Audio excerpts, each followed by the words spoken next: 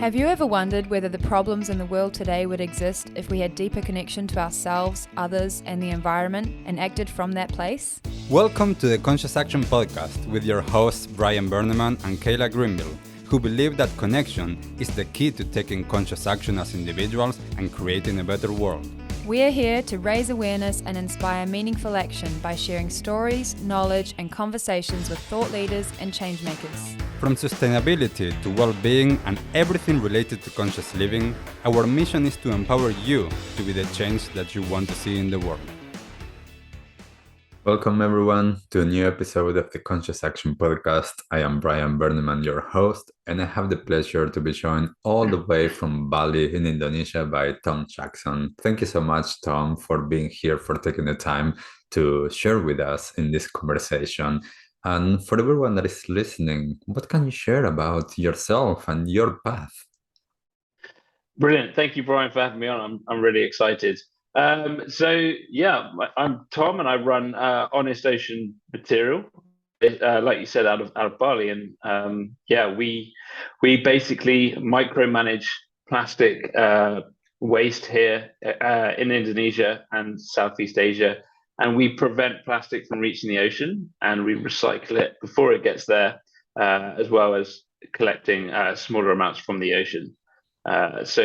We call ourselves ocean plastic recyclers, and we're pretty much all of the team, bar one, is based here in Bali.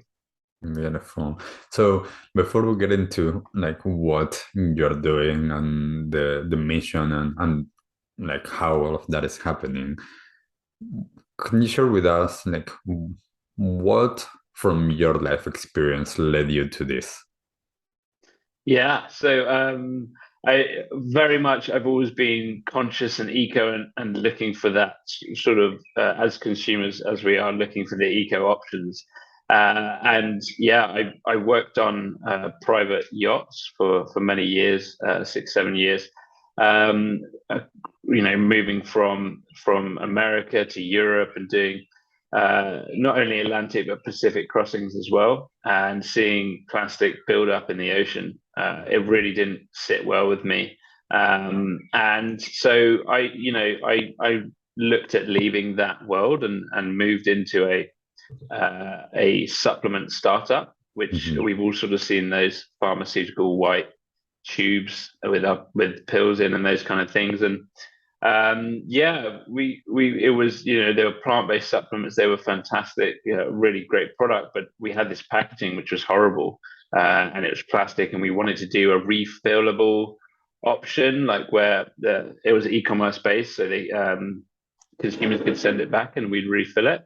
That was really hard to do, and using metal packaging or aluminium wasn't an option otherwise, because we'd have to wrap the products in different things. Anyway, so I spoke to the supplier, and it had a long conversation around what are the eco options for brands to use. And again, this goes back to me always being aware of conscious buying, and me thinking on the other end of receiving those products in the mail, like I would be annoyed if I saw that in plastic. And I looked into it, and I said, guys, if I go and find a different option for this, would you be interested in me potentially supplying you if I come up with the goods? And they said, yeah, I mean, we're looking for eco options. There's just nothing out there. So that really kickstarted me doing what I'm doing now, and moving to Indonesia and looking for that. But yeah, the progression of always looking, and I think, Brian, it's probably the same for yourself, always looking for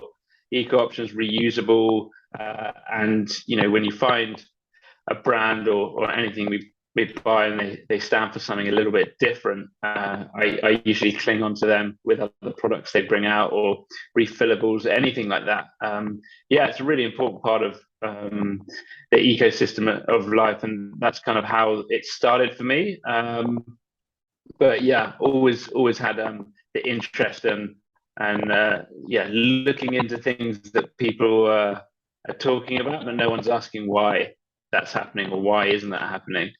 Yeah, and I think that I've been having this conversation now for the last few years with lots of people, and there's more, not only awareness of what's happening, also, I think that a lot of people are understanding how they are voting with their dollars and how every purchase that they make actually matters, and understanding, like how does my values align with what I'm purchasing or with the businesses and organizations that I'm purchasing from.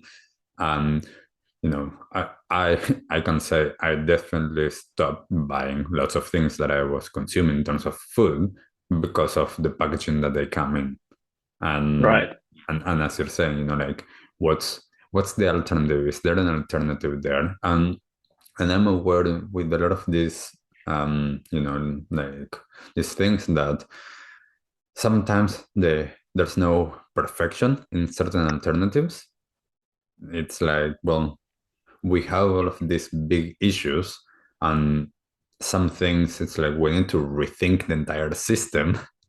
And some things is like, well, whilst the system is actually happening, how can we lower the footprint, and how can we be a little bit more Mm. conscious? How can we like bring a little bit more awareness into like the entire supply chain, or all of these different aspects, as you're saying? Because you might have an amazing product that is solving something, yet if that product is coming in like this plastic packaging that is completely virgin plastic, the footprint of that, then it's like, Mm. oof, this is challenging. Really challenging. And yeah, like you said, virgin plastic, new plastic, it is derivative from oil. It's controlled by the prices of the oil market. And in our space here with plastic, it is a great cheap product, which is why it's in every part of our life. And there was never a management for the end use of that, for the recycling side of it. So it's constantly being a catch up with plastic recycling. And you're right. Every part of our lives, I think we need to reduce, not only in plastic, in clothes, and just consciously buying. And companies exist to provide for consumers. So, like you touched on just there, with how you buy with your dollars, it's really important, and it doesn't feel like you have much power because you're an individual and you see all this plastic bottles wrapped in plastic wrap. And you think you don't have many options, and that's very much what we're trying to change on the shelves. But yeah, you really do, because if you're thinking like that and you're in a supermarket or your local store, then other people, someone else in a different part of the country or region would be doing the same, and before you know it, that starts adding up. And yeah, there's been sort of things over the last few years where, I don't know if you saw in Bristol in the UK, where in a Tesco supermarket they all started pulling their produce out of plastic and left all the plastic there on the conveyor belt. In the end, they were like, "You guys deal with it. We don't want to have to throw that away, or we don't want to buy that." And again, there's this big fight at the moment between like putting it in plastic and traveling all the way from the locations the food does, and health and safety and blah blah, versus not having it in that. So it's a really interesting time for us to be in this sort of timeline of history of working out these problems, and it wasn't fixed from generations before, and all of us consciously or unconsciously need to solve it. Yeah, and I think it's interesting as well, understanding for me a lot of times with how I'm choosing to live my life, that I'm Mm. choosing to live more consciously, which means living a little bit slower pace, living more locally. Like I still do a lot of things, like I travel to see my family, and I buy Yeah. certain products that are not from here in New Zealand. Yet most of what I do is like that. And for me, it's always been really interesting that there's this idea that, well, this is how it is. Well, like we haven't been using plastics for that long. Like just Mm. look 200, 300 years ago, like we didn't have that plastic. How were our ancestors living? And that doesn't mean that they were like going to go back to old ways on everything, but there are certain things that it's like, well, this actually like people used to live a little bit more locally. Like people used to reuse a lot more, to repair a lot more, and to understand the cycle of things and the importance of what we were purchasing. And I think that's important because, as you mentioned, like a lot of times the end of life of certain products is not like, kept in mind. And I think that, and I'd love for you to share a little bit more about the like what you're doing with Honest Ocean Materials is like getting something that is an issue and actually repurposing it. Yeah, exactly. And just to touch on that, yeah, I mean, we look back to like canned, veg, which they made them in these old, the tins back in, the days of the war and things like that. They made these really, nice tins, which you can actually still find around today. They might be a bit rusty, but that was the level of like engineering around cans, even sardine cans. Now we have like these little plastic fish trays with a transparent bit of plastic. And yeah, slowing down is really important for sure, and every part of that. And life's getting quicker, and dogs and children, and everyone's trying to make life easier. So being able to create community environments where you can have return policies, and it's not all about big corporates, trying to take profit and margins and all this stuff. It's about a little bit closer to home, and personal impact in community is a lovely feeling that everyone wants to have. So that's a big part of it. But yeah, moving on to what we do and yeah, I moved here 2 years ago, and I got off the airplane and I went straight into the communities here to go and look at it with my own eyes to see how bad it was. And it was surprisingly the overflow of waste. There's a many things that contribute to it here. The household collection, it really doesn't exist too much here. There is a little bit of it, and when it is, it's mixed. So like organic waste, plastic of value, like your plastic bottles, and yeah, non-recyclable waste all goes together. So that's, first of all, that's that high contamination. So that won't be as high value as when it was clean before, or if the person cleaned it out. Education is a big thing here, and then the third thing is the infrastructure to deal with that. There's a lot of virgin plastic producers here. We're close to Australia, Japan, Korea, China. So there's cheap labor here. So there's a lot of infrastructure for creating new products, and there's very little to be able to recycle it and redo it. But yeah, we'll go into communities and speak to the villagers, usually the chief of the village, the head of the village there, and we'll look at the problem with them. And they very much want to help their communities. We haven't had any experiences where they're not willing to talk to us, which is fantastic. And yeah, we look at where the plastic's coming from. Is it coming from the city? Is it coming from the ocean? These guys all along the coast, and it's primarily the coastline that we concentrate on. They're ending up with this waste in their village, doorstep, or heading past them to the ocean. So it's how do we work with them, to get rid of that? It's not their fault that it's there most of the time. It's come from other sources. So we work with the communities on the riverbanks and the coastline, and then also we work with fishermen as well, which used to collect fish, and those fish stocks are now gone down dramatically. And they've got the nets and they've got the boats. So it's them collecting plastic for us. And, it's a very time consuming, it's a very expensive way to do it. And only the real way you can really help this environmental space is not just collecting plastic, which is worth money, and back into the recycling market, is collecting everything.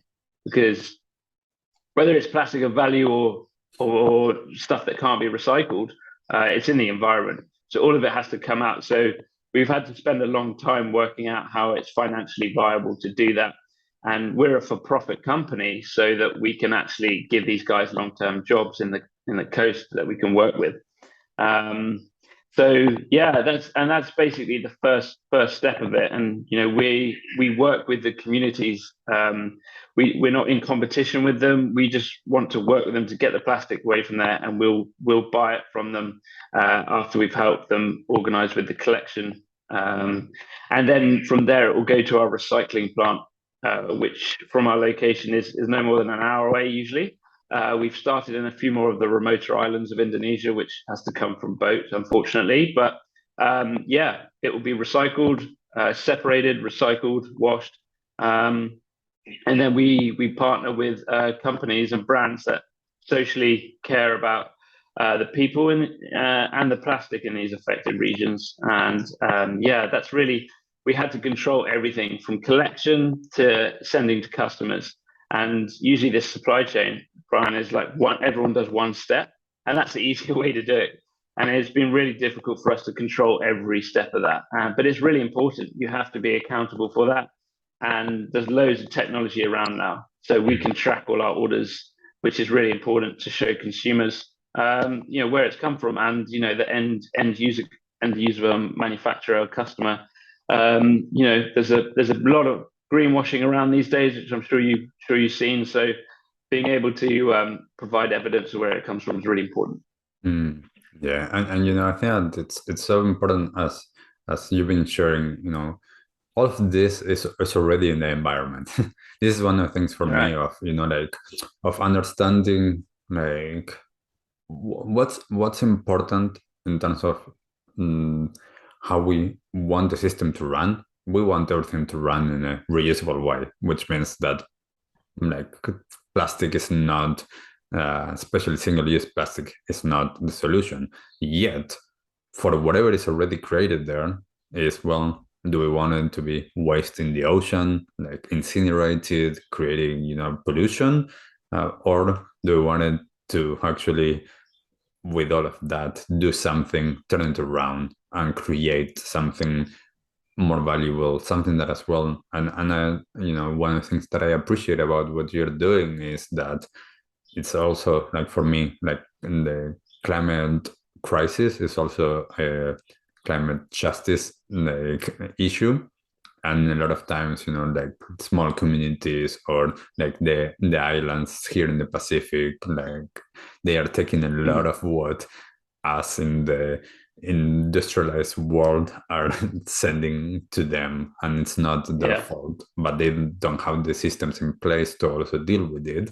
So as well, like the fact that you're partnering with the communities and with the villages, and to be able to provide them with not only a way to reduce the pollution in their doorstep, but as well to make a living, or to like to be able to have something positive from that experience, and to turn that into a product. So what, like, one of the things with that I'm interested is, what kind of products have you been creating or have been created from all of these materials that you're recycling? So yeah, that's a great question. There's quite a few different ones, Brian. I mean, the really exciting stuff that we work on. So we operate in Java, which is the main strip of Indonesia, and so I live in Bali, but we don't do too much here. But we've got a fantastic company here that manufactures for Body Shop, and they use some of our materials. So that's a really exciting way to see our products going into shops and things like that. And these guys manufacture coasters and all sorts of great things. So that's the exciting stuff. The bigger stuff, is made into buckets and things like that. We try and make sure all our products go into long-term applications. Application meaning into buckets of shampoo bottles and things like that. We don't really do too much of the plastic water bottles, which goes from waste and then back into those again. We try and find sustainable long-term products. So yeah, it's a bit of a mix really. Sort of eco shampoo bottles we've done a lot of recently. And yeah, so sort of when our job finishes, when we create these little pellets, recycled plastic pellets, which they go in big sort of 500 kg bags and into the container, and from there they turn into lots of things. And sometimes we've got fiber as well, which will go into clothing. We don't do very much of that at the moment, but yeah, there's lots of different kind of things, and it's hard to think of specifically what they are, but yeah, the body shop sort of thing we're really proud of. And yeah, we're pretty small, so we've only got a few customers, and we're looking for some small or bigger brands that really want to see where that extra dollar goes to. So yeah, we're always on the hunt, but it's mainly sort of buckets, shampoo bottles, things that have more than one life is really what we try and aim for. And would you mind sharing and tell me a little bit about like why did you decide like Indonesia and why are you there? Like, and you could be in a sense working from home and allowing that to happen over there. Yeah. So yeah, I mean, Indonesia is the second worst after China in terms of affected by waste into the environment. And China's very much worked on their problems, and they're solving that at the moment. And that's a lot of that because they were taking foreign waste, similar to Indonesia for the last 25 years. So yeah, it was a thing of looking at where Indonesia was. And I spent really 4 years looking at waste management, virgin manufacturing, and the recycling market to see why it was going wrong. How is it in 2020, 2018 when I was looking at it? How is this getting into the environment? That we're a modern society. This shouldn't happen. And so looking into how bad Indonesia was, and like I mentioned, we've got Australia and China and Japan and Korea all very close, and lots of people have been sending waste here too. So it was really about getting here and understanding it for myself. And I very much believe in surrounding myself in the place that I work, and me sitting in the UK or London and trusting people over here that something's being done is just not good enough for me, and I probably wouldn't accept that. So I had to be here. I had to understand the people, what motivates them, the region I'm in, like, so why, what are the trends happening here with plastic waste, and and to learn the language. All these kind of things are really important. And since that, Annika, our operations director, has come over here as well, and Jake, our marketing guy, and the other guys were all kind of based here, except for the co-founder Angus, who's in the UK. But that's really nice for us to come over and look at it. And there are so many companies that are in the West or wherever they are, and they'll employ people over here and be like, yeah, okay, off you go. Okay, we've got an office in wherever, and we're doing this. And it's very hard to know if that's really what's happening.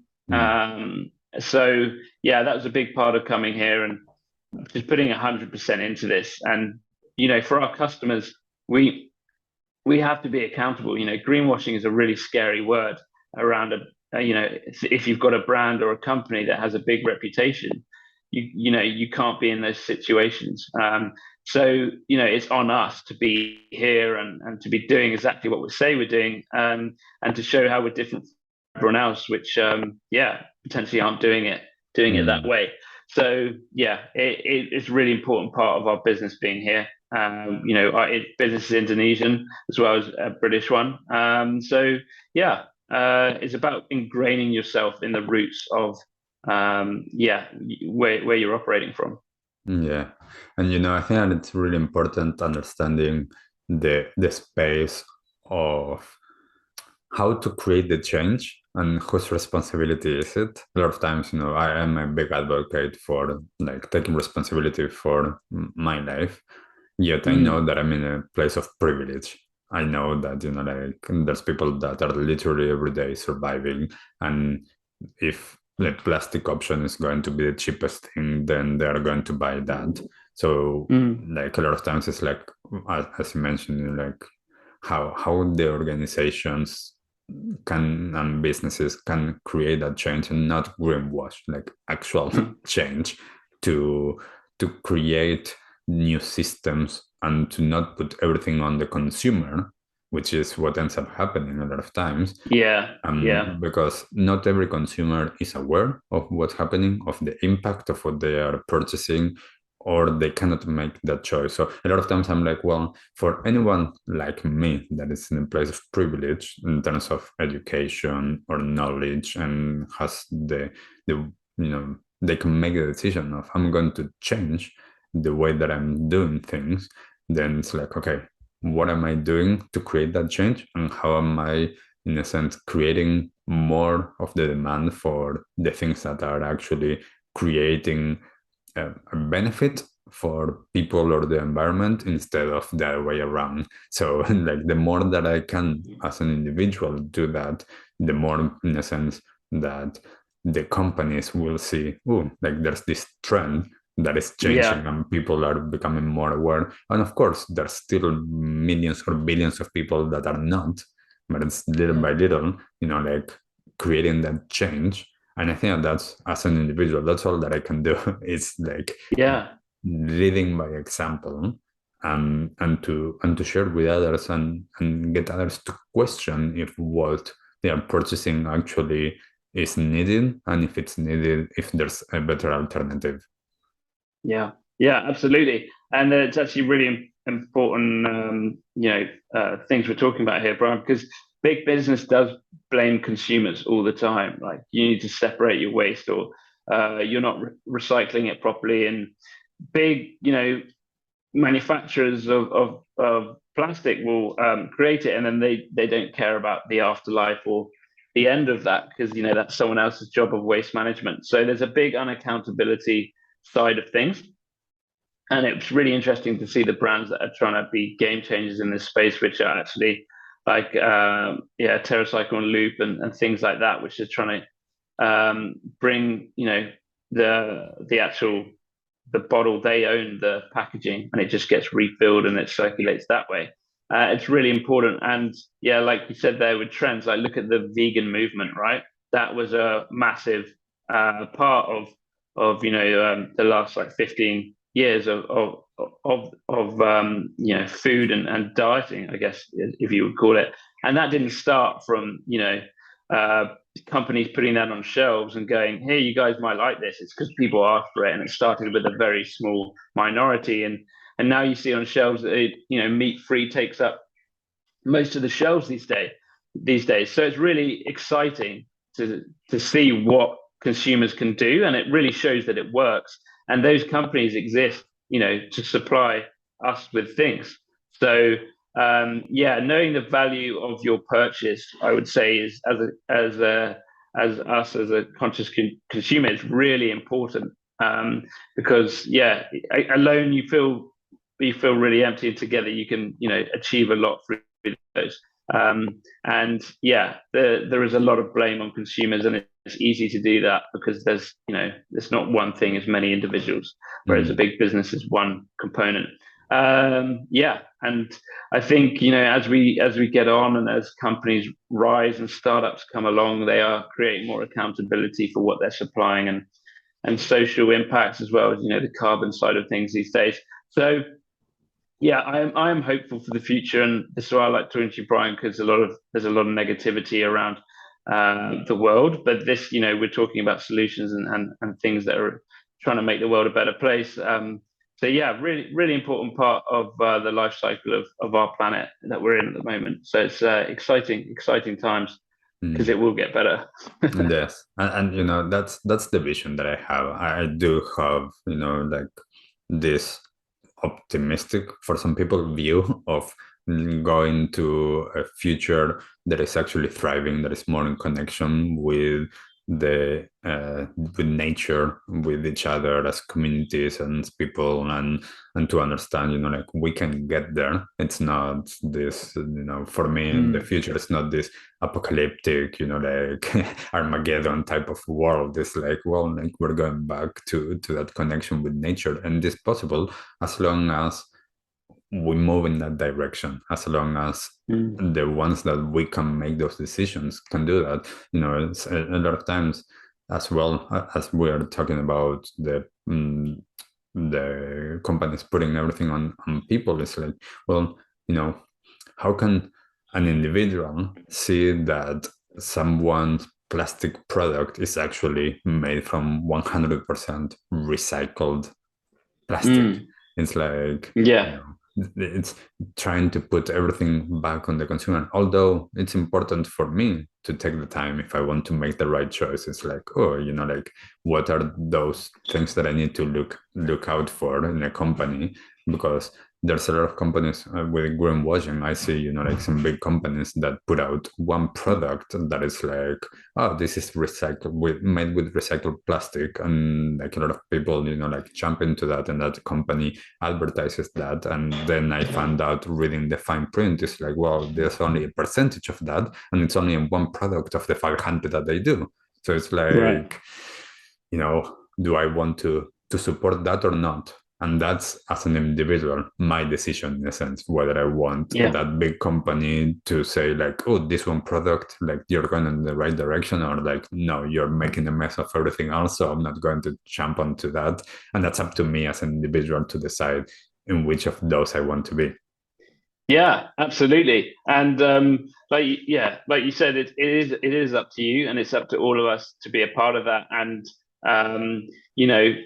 it's not about these companies going, oh, I need to hit my budget of or our 6% goals of sustainability or 25%.